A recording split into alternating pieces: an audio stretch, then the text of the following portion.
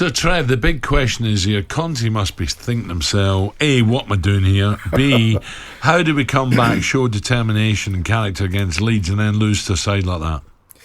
Yeah, it's a really disappointing performance, disappointing result. I think you look at the players individually, they made 9 changes, but still you've got Kane, you've got Ali in there, you've got Ndombele. There's still some real quality players that should be absolutely getting that game by the scruff of the neck and taking over and just controlling that match. That didn't happen because you have to humble yourself, you have to suffer, you have to go out there and compete and want to match the opposition for effort and enthusiasm. I don't think Tottenham did that.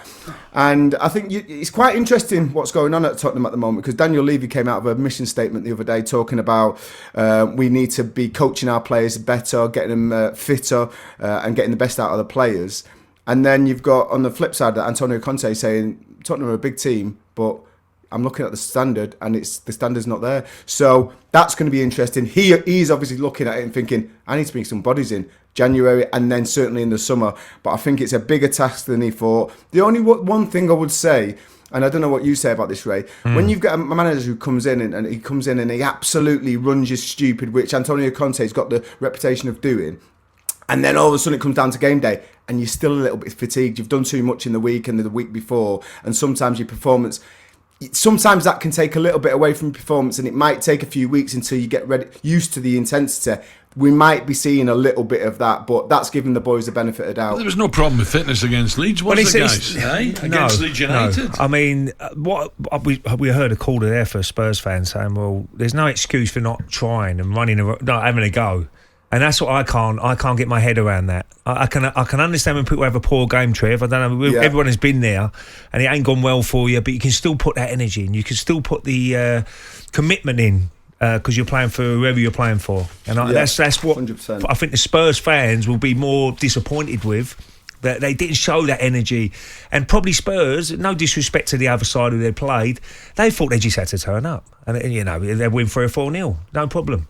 But they surprised them. It's their biggest game of their life. 11 guys against 11. Yeah.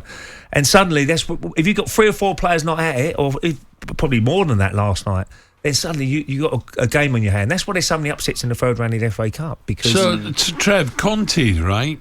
Is he privately, I'll never admit it, and that's if there's an interest, but he must be saying, why didn't I just wait?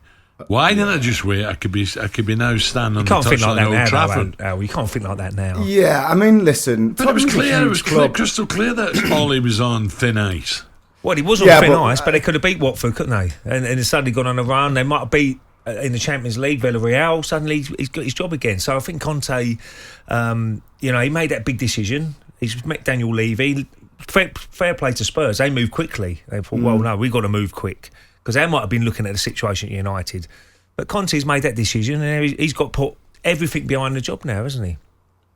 Yeah, and for me, if you're going to bring someone in like Conte and he's not happy with the squad of players that he's got, one, you've got to let him get rid of a few players, but two, you certainly have to let him bring a few players in so he can start stamping his philosophy on that side. And that philosophy is going to be what we're seeing at Chelsea, the 3-4-3, all action Jackson football, players giving everything for him, fit as a flea. And I think if the Spurs fans start to see that under Conte, they'll be happy. But Conte needs to get some new bodies in, I think.